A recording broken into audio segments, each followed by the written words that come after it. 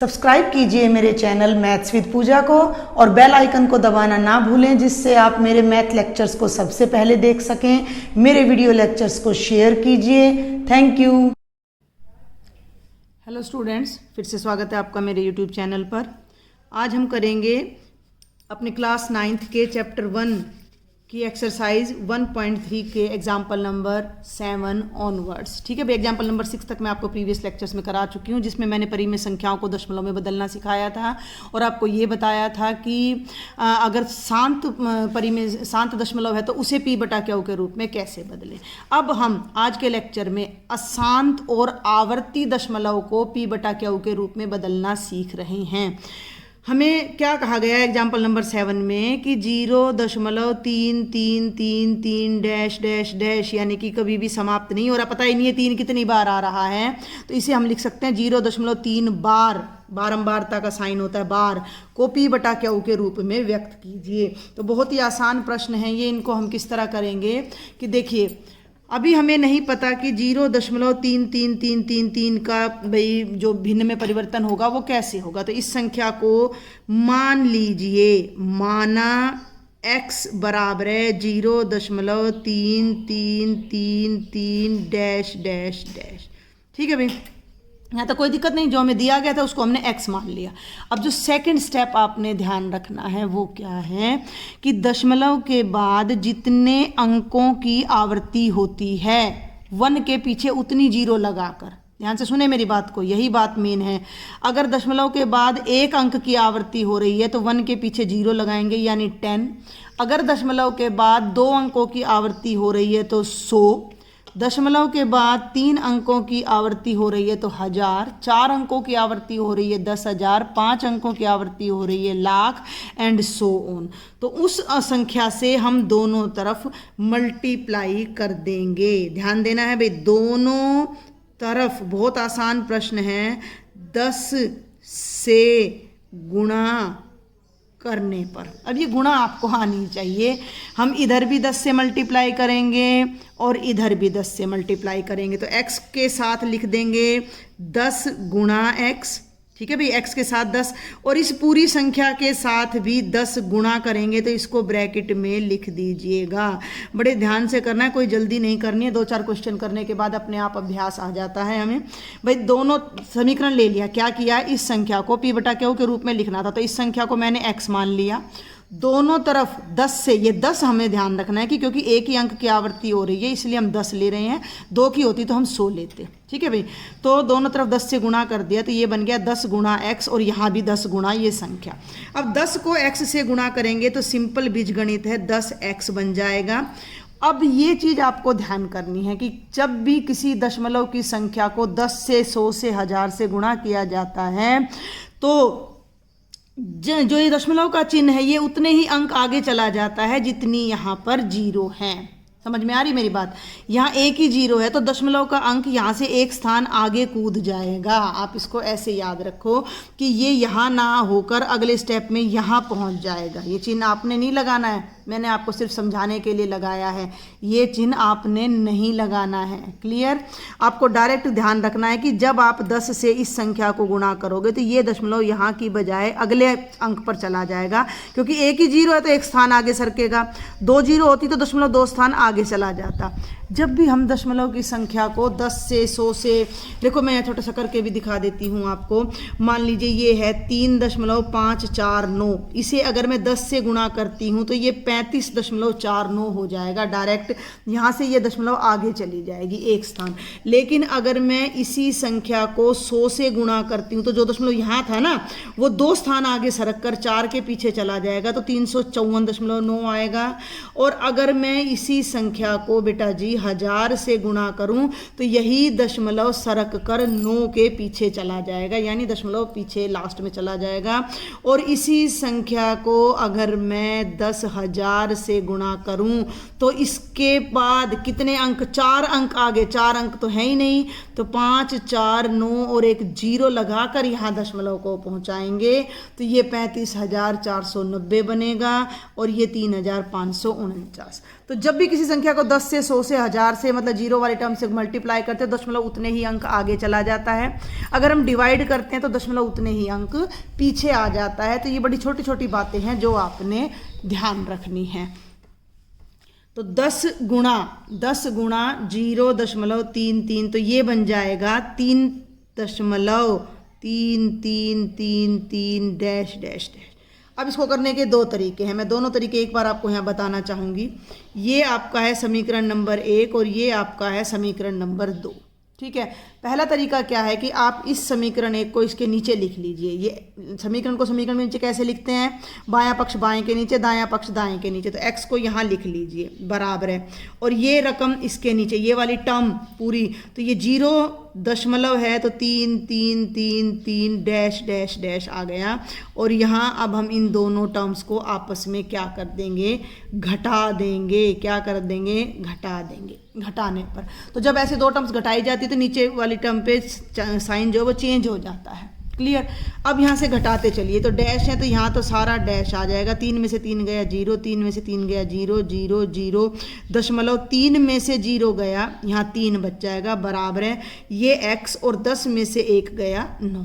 तो हमारे पास ये क्या आ जाता है, 9x बराबर है 3.0, दशमलव के बाद 0 तो हम उसको गिनते नहीं है। तो 9x बराबर है कितना आ गया, 3 आ गया। तो x बराबर है 3, और ये 9 इधर बाईं तरफ गुणा में है तो दाईं तरफ नीचे चला जाएगा। ये सब हम अपनी 8वीं कक्षा में करके आ चुके हैं अलजेब्रा में। तो 3 एकम 3 और 3 तिया 9, तो x का मान जो है वो 1/3 आ जाएगा। और x हम क्या लेकर चले थे, x हम इस दशमलव प्रसार को लेकर चले थे। इसका मतलब ये जो दशमलव प्रसार है ये असल में 1/3 के बराबर है। यानी कि अगर मैं 1 को 3 से विभक्त करती हूँ, भाग करती हूँ, तो हमारा आंसर ये आएगा। एक तरीका तो है ये। एक और तरीका है, बड़ा छोटा सा है, वो भी आपकी बुक का है। यहाँ तक तो ये ध्यान देना भी, मैं हल्का सा यहाँ स्टार लगा रही हूँ, स्टार तक तो बिल्कुल वही चल रहा है हमारा। तो हम आगे देखते हैं इसका सेकंड मेथड। जिस बच्चे को जो मेथड समझ आए उससे कर लेना, और स्टार ऑनवर्ड आप लेके चलें। तो x हमने क्या लिया था, 0.333 डैश, फिर मैंने 10 से मल्टीप्लाई किया तो ये बन गया था 10x बराबर है 3.333। अब यहाँ आपको दशमलव आनी चाहिए। ये देखिए 3.5 अगर मैं लिखती हूँ तो इसका क्या मतलब है, इसका सीधा सा मतलब होता है 3 जमा 0.5। ठीक है, तो वही चीज़ अब हम यहाँ करने जा रहे हैं। बहुत ये और भी आसान पड़ता है अगर आपको समझ आ जाता है तो। इसमें क्या करो कि दशमलव वाला पहला भाग तो अलग ले लो, 3 को तो अलग ले लो, और जमा 3 के प्लेस पर 0.3333 डैश डैश। यानी इसको हम इस तरीके से लिख सकते हैं भाई, 3 का मतलब हो गया 3.0 और इसका मतलब हो गया 0.3333। तो संख्याएं कैसे जुड़ती हैं, दशमलव के बाद वाली बाद में जुड़ती है और पहले वाली पहले। तो ये इन दोनों के रूप में मैंने लिख दिया। यहाँ ये बात को समझना, जिसको ये बात समझ आ जाएगी उसको ये तरीका समझ आ जाएगा कि 3.333 था तो 3 अलग कर दिया और 0.333 अलग कर दिया। अब ये जो संख्या है इस पूरी को मैंने x मान रखा है, तो इसके प्लेस पर हम x रख देंगे। तो ये और यहाँ बेहद आसान पड़ता है, 3 जमा इस पूरी संख्या को मैंने रख दिया x, कहाँ से लिया, समीकरण 1 से। अब x को एक तरफ ले जाओ, इधर ले आओ। तो भैया 10x घटा x बराबर है 3, 10x में से x गया 9x बराबर है 3, 9 को राइट में ले गए 3/9, और 3/9 का मतलब हो गया 1/3। तो हम इस तरीके से भी इस प्रश्न को कर सकते हैं। तो ये था अशांत और आवर्ती दशमलव को p/q के रूप में बदलना। ये है हमारा बेटा एग्जाम्पल नंबर 8।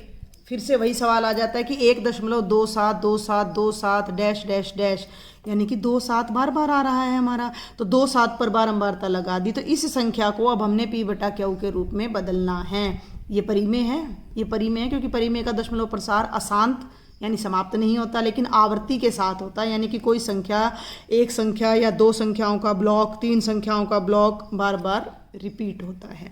तो कैसे करेंगे, फिर से स्टार्ट करते हैं। माना संख्या को x मान लेंगे, भाई हमने नहीं पता इसकी क्या वैल्यू, जो नहीं पता उसे हम x मान लेते हैं। तो माना x बराबर है 1.272727।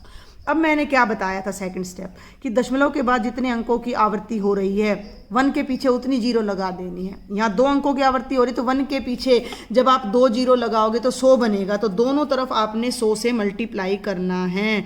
दोनों तरफ 100 से गुणा करने पर, इसको 100 से गुणा करोगे बिल्कुल आसान है भाई, 100x के साथ आ जाएगा, 100 गुणा x ऐसे लिख लो, और यहाँ भी 100 गुणा में ये पूरी टर्म ब्रैकेट में जानी चाहिए। मैं ब्रैकेट पर बड़ा एम्फेसिस करती हूँ बार बार, क्योंकि उससे फिर हमें ज़्यादा गलतियाँ नहीं होती हैं हमारी।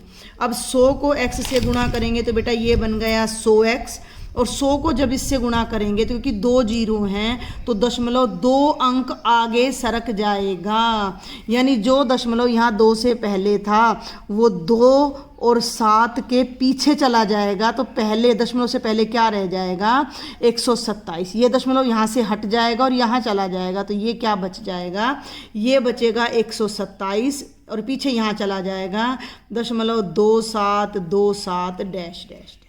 कोई दिक्कत यहाँ तक आपको मेरे ख्याल से समझ आ जाना चाहिए। उसके बाद आप चाहें तो इसको इसके नीचे रख कर घटा सकते हो, वरना दशमलव के बाद वाली टर्म बिल्कुल इसी तरह से अलग कर लीजिए। कैसे, ये देखो 100x तो यहीं रह गया, 127 को तो अलग लिख लो पूरे का पूरा, जमा 127 तो अलग लिख लिया, जमा 127 की जगह 0 बना दो, 0 दशमलव ये पूरी रकम लिख दो, पूरी टर्म लिख दो 2727। भाई इस 27 को चाहे 2 बार दिखा दो, चाहे 3 बार दिखा दो, चाहे 1000 बार दिखा दो, मतलब इसका यही है कि 2, क्योंकि मैंने पीछे डैश लगा दिया क्योंकि 2727 बार बार आ रहा है। इस स्टेप को समझना है आपने, ये मेन स्टेप है। अगर ये समझ जाते तो ये मेथड और भी आसान पड़ता है। 127 तो एज इट इज लिखा, प्लस 127 की जगह पूरा क्या लगा दिया 0 दशमलव ये टर्म लिख दी। अब ये जो बाद वाली टर्म है जिस पर मैं ये पेन चला रही हूँ, इसको मैंने क्या माना था, हाँ नहीं, ये तो x बराबर 1.27 माना था हमने, तो भाई यहाँ अब दिक्कत आएगी आपको, तो यहाँ आपको करना पड़ेगा 126 और ये करना पड़ेगा 1.27, क्योंकि 126 और 1 बनेगा 127।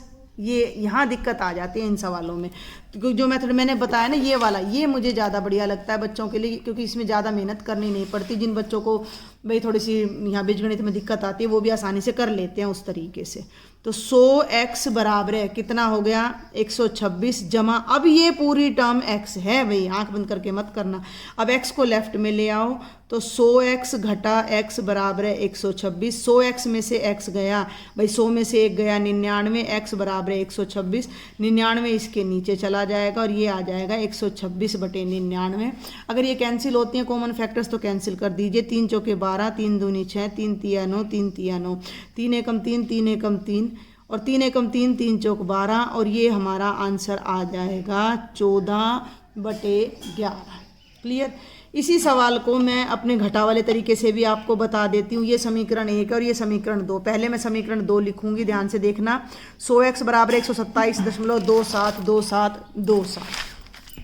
ये देखें मैंने यहाँ लिखा 100x और करके लिख रही हूँ भी मैं, और का मतलब आप इस मेथड से भी कर सकते हो, 2727 डैश। ये मैंने समीकरण नंबर 2 लिखा, और समीकरण नंबर 1 था x बराबर है 1.272727, और दोनों को मैंने क्या कर दिया आपस में घटा दिया।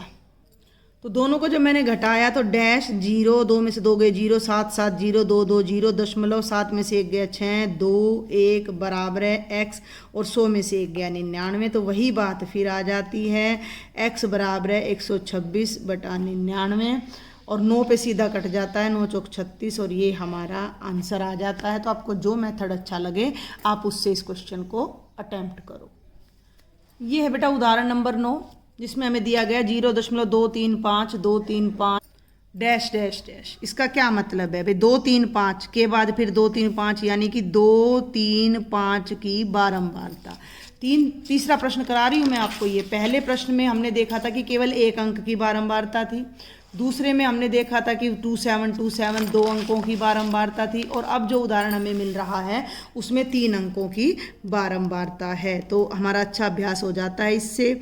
x बराबर है 0.235। अब दोनों तरफ क्या करेंगे, अब तो आपको समझ आ गया होगा, 3 अंकों की आवृत्ति हो रही है तो दोनों तरफ 1000 से गुणा करने पर तो 1000 से गुणा करेंगे तो लेफ्ट में तो आ जाएगा 1000x। अब मैं डायरेक्ट करा रही हूँ तो यहाँ 1000 से गुणा करेंगे तो 0.3 स्थान आगे चला जाएगा, यानी 235 के बाद आएगा। तो दशमलव से पहले क्या लिखेंगे, 235.235। एक बार फिर लिख लीजिए 235 डैश डैश डैश।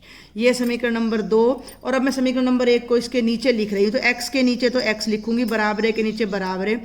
अब ये ध्यान देना 0.235 है, तो जिनको ना लिखना है वो पहले दशमलव के नीचे दशमलव लगाओ, और दशमलव से पहले यहाँ पर क्या है, 0 है, तो यहाँ आप 0 लगाओ और साइड में आप ले जाओ तो 235 डैश डैश डैश, और दोनों समीकरणों को आपस में क्या कर दो, घटा दो।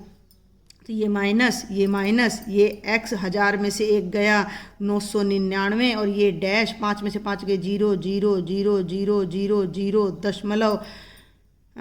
ठीक चल रहा है ये हमारा बिल्कुल 5 3 और 2। ठीक है भाई। तो अब ये हमारा क्या आ जाता है, ये हमारा आ गया 235/999। लेकिन अब मैं आपको बता दूं कि ये एग्जाम्पल नंबर 9 नहीं है, यहाँ पर थोड़ी मिस्टेक हो गई है, 3-5 पर थी हमारी जो रिपीटिशन है। तो कोई नहीं, आप इसको एज ए प्रैक्टिस कर लीजिए। एग्जाम्पल नंबर 9 अब मैं आगे आपको बता रही हूँ। तो एग्जाम्पल नंबर 9 क्या है कि x =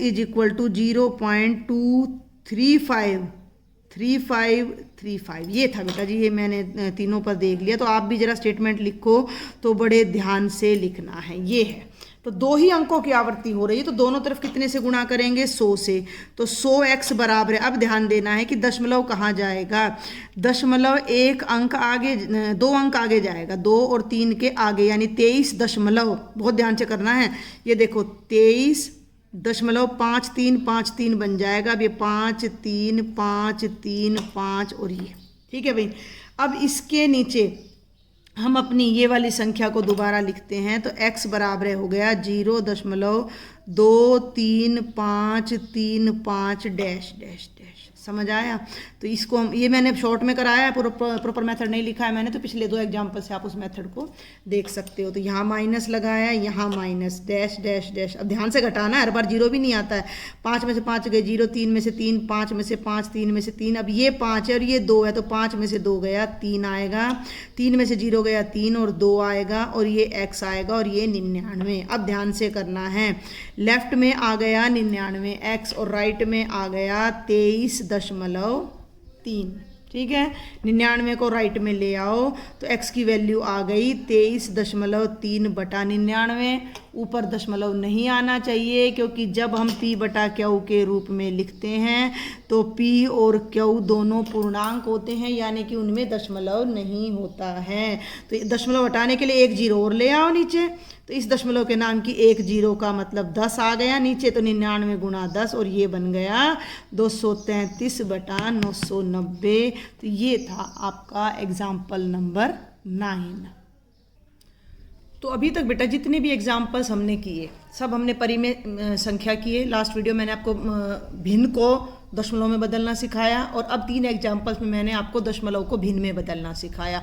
तो हमने क्या बात सीखी कि परिमेय संख्या को अगर हम दशमलव प्रकार में बदलते हैं, परिमेय संख्या को अगर हम दशमलव प्रकार में बदलते हैं, तो या तो वो दशमलव प्रकार शांत आता है, शांत, या फिर वो दशमलव प्रकार आपका अशांत, व आवर्ती बहुत जरूरी है, उसमें आवर्ती होता है। इसके अलावा परिमेय संख्याओं का कोई और दशमलव प्रकार नहीं होता। अब हमारे पास जो लास्ट बच जाती हैं वो हमारी रह जाती हैं अपरिमेय संख्याएं। तो अपरिमेय संख्याएं हम देख चुके हैं कि वो संख्याएं हैं जिन्हें हम p/q के रूप में नहीं लिख सकते, p/q के रूप में नहीं लिख सकते, जबकि p और q पूर्णांक हैं। और इसके कुछ उदाहरण दिए थे मैंने आपको, वर्गमूल 2, वर्गमूल 3, वर्गमूल 5, वर्गमूल 7, और मैंने पाई, और ये सब उदाहरण मैंने आपको दिए थे। अब हम इनके दशमलव प्रसार चेक नहीं करेंगे, मैं आपको डायरेक्ट इनके दशमलव प्रसार बताऊंगी और उस दशमलव प्रसार की पहचान बताऊंगी कि देखो दशमलव 3 ही तरह के आपको देखने को मिलेंगे। अभी मैंने लास्ट लेक्चर में भी एक टेबल सी बनाई थी कि अगर मैं कोई दशमलव बनाती हूँ, अगर मैं कोई भाग करती हूँ, तो भाई दशमलव 2 ही तरह का होगा। पहला होगा शांत, यानी कि शेषफल शून्य आ गया, भाग खत्म हो गई, तो दशमलव शांत हो गया, टर्मिनेटिंग हो गया, सिंपल सी बात है। दूसरी बात है कि शेषफल शून्य नहीं आया, तो दशमलव हमारी हो गई अशांत। अब इस अशांत के आगे 2 भाग हैं। मैंने देखो पीछे ना एक लेक्चर में आपको कराया भी था, मैं दिखा देती हूँ। देखो ये मैंने यहाँ पर ये ग्राफ सा बनाकर आपको बताया था एरो डायग्राम से कि दशमलव प्रकार शांत और अशांत होता है। अशांत में आवर्ती भी आती है और अनावर्ती भी, तो ये मैंने वहाँ छोड़ दिया था। इसको अब हम देखते हैं। अब अशांत दशमलव भी 2 तरह की होती हैं। एक में आवर्ती होती है, आवर्ती का मतलब कोई एक संख्या, 2 संख्या, 3 संख्या, 4 संख्या, 10 संख्याएं बार बार हमारे उत्तर में रिपीट होंगी। अगर हमारे उत्तर में कोई भी संख्या रिपीट नहीं होती है तो वो अनावर्ती कहलाती है। और अशांत और अनावर्ती दशमलव जब दोनों मिल जाती हैं तो वो अपरिमेय संख्या कहलाती है। और हिंदी वाले इस बात को बड़े अच्छे तरीके से याद कर सकते हैं कि अपरिमेय संख्या है, ठीक है। तो ऐसे ही हमारा शुरू होता है कि अशांत व अनावर्ती दशमलव प्रकार, ठीक है भाई। जिन संख्याओं का दशमलव प्रकार अशांत हो यानी समाप्त ना हो, और अनावर्ती भाई समाप्त हो गया तो p बटा क्यू के रूप में आ गया, और p बटा क्यू के रूप में आ गया तो वो परिमेय हो जाएगा, अपरिमेय नहीं बनेगा। दूसरी बात, अगर आवर्ती हो गया तो आवर्ती को भी हमने p बटा क्यू के रूप में बदलना सीख लिया है, तो फिर वो परिमेय बन जाएगा। तो अशांत और अनावर्ती दशमलव जो हो वो अपरिमेय संख्या होती है। फॉर एग्जाम्पल देखो, मैं एक एग्जाम्पल लिख देती हूँ। मान लीजिए मैं लिख देती हूँ 8.03003000003। अब आप कहोगे कि ये 0 और 3 तो बार बार आ रहा है। अब थोड़ा ध्यान दो, आवर्ती में क्या देखा था, एक ही अंक बार बार आए, तो या तो हर बार 0 आना चाहिए या 3। अब 2 अंक पकड़े तो 0-3 के बाद 0-3 आना चाहिए, जो कि नहीं आ रहा। 0-3 के बाद 0-0 आ गया। 0-3-0 के बाद 0-3-0 आना चाहिए, जो कि नहीं आ रहा। 0-3-0-0 के बाद 0-3-0-0 आना चाहिए, फिर 0-3 तो नहीं आ रहा। अंक 0 और 3 आपको बार बार लिखे हुए दिख रहे हैं, लेकिन पैटर्न को समझो कि एक ही अंक हर बार रिपीट हो, या तो हर बार देखो 3-3-3, 5-5-5, 7-7-7, 9-9-9 आएगा आपका, ठीक है। या 2-7 के बाद 2-7 के बाद 2-7 आ रहा है, ठीक है ना। तो यहाँ पर एक ब्लॉक समझे, 2 अंकों की, 3 अंकों की, 4 अंकों की कोई निश्चित संख्या बार बार आनी चाहिए, जो कि नहीं आ रही है। तो ये हमारी कैसी संख्या है, अपरिमेय संख्या है। और इसके कुछ उदाहरण आपकी बुक में भी है। जैसे 2 का वर्गमूल है, देखो 1.414213562 ये मैं आपकी बुक से लिख रही हूँ देखकर, क्योंकि निकालना अगर हम इसको कैलकुलेट करने लगे तो बहुत ज़्यादा समय इसमें हमारा लग जाता है। और ये देखो 1 2 3 4 5 6 7 8 9 10 11 12 13 14 15 16 लगभग 25 दशमलव स्थान तक इसको ज्ञात किया गया है। लेकिन इसमें कोई एक अंक या 2 अंकों का जोड़ा या 3 अंकों का या 5 अंकों का 10 अंकों का कोई जोड़ा की आवृत्ति नहीं हो रही है, इसलिए यह दशमलव प्रसार हमारा अशांत और अनावर्ती है। इसीलिए वर्गमूल 2 अपरिमेय संख्या है।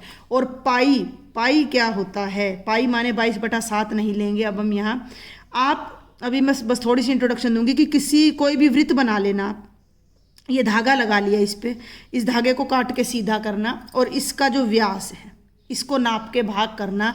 आपका भागफल हमेशा जो आएगा वो ये आएगा, 3.1419226535897 ...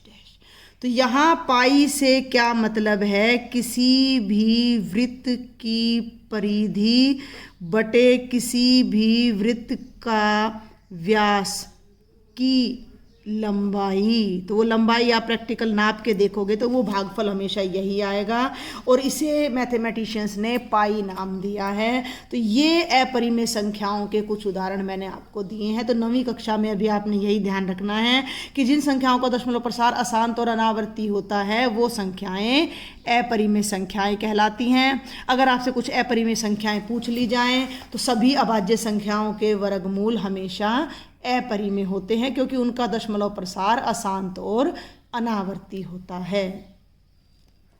और ये हमारी एक्सरसाइज का लास्ट एग्जाम्पल है, और इस लेक्चर का भी लास्ट एग्जाम्पल है। ये एग्जाम्पल नंबर 10, 1/7 और 2/7 के बीच की एक अपरिमेय संख्या ज्ञात करो। 1/7 लास्ट लेक्चर में मैंने आपको कराया है, इसी नोटबुक में मैंने किया हुआ है। तो ये आपके सामने 1/7 का आंसर है 0.142857 की बारंबारता। तो मैं इसको डायरेक्ट, देखो दशमलव में बदलना पड़ेगा, मैं डायरेक्ट दशमलव में बदल रही हूँ, क्योंकि अपरिमेय संख्या तो होती ही दशमलव में है। तो 1/7 का मतलब हो गया 0.142857 की बारंबारता। ठीक है, अब मैंने निकालना है दूसरी संख्या को, लेना है 2/7। 2/7 का मतलब इसको भाई 2 गुणा 1/7 लिख दूं, कोई गलती तो नहीं है। 2 एकम 2/7, तो 1/7 के मान को दुगना कर दो तो 2/7 आ जाएगा। तो 2 गुणा 1/7 का मतलब 0.142857 की बारंबारता। इसको उठा के 2 से मल्टीप्लाई कर दो, बिल्कुल आसान। देखो 2 7 14, 1 2 5 10 और 1 11, पीछे से कर रही हूँ मैं। 1 2 8 16 और 1 17, 1 2 दूनी 4 और 1 5, 2 चौके 8, 2 एकम 2 0 और ये बारंबारता। यहाँ तो कोई दिक्कत नहीं। ये आपका 1/7 है और ये 2/7 है। मैं एक बार फिर से लिखना चाहूँगी कि 14857 और 2/7 का मतलब है 285714। इसका अगर मैं बारंबारता हटा दूं तो ये मतलब है 142 857 बार आएगा, और इसकी बारंबारता अगर मैं हटा दूं तो 285714 285714 बार आएगा। आ गया क्लियर यहाँ तक? अब हमारा काम क्या है, हमें इन दोनों के बीच की एक अपरिमेय संख्या निकालनी है। तो ये इसका दशमलव प्रसार ये हो गया, इसका दशमलव प्रसार ये हो गया। इन दोनों दशमलव प्रसार के बीच में एक ऐसी दशमलव वाली संख्या ढूंढनी है जिसमें कोई बारंबारता ना हो और जो समाप्त ना हो। बिल्कुल सिंपल सी बात है। तो इसके लिए आपको थोड़ा सा मैथ्स और संख्या रेखा पर आना चाहिए। तो अब हम डायरेक्ट लिख देते हैं 1/7 व 2/7 के बीच आने वाली एक, यहीं से लिख रही हूँ मैं, ऊपर स्टेटमेंट से ही देखकर सारी बात, ये आने वाली एक अपरिमेय संख्या बराबर है। अब कैसे निकाले बीच, ये 0.1 है, आगे का भूल जाओ, ये 0.2 है। ठीक है, तो ये 0.14 है, तो 1/4 से बड़ी ले लो कोई भी संख्या। मान लो मैं 1/5 ले लूँ तो इससे बड़ी हो गई और इससे छोटी हो गई।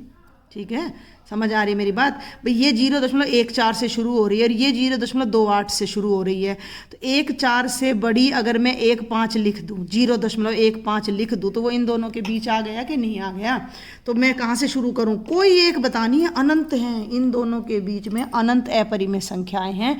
कोई एक आपने बतानी है जो इससे बड़ी हो और इस 0.28 वाले से छोटी हो।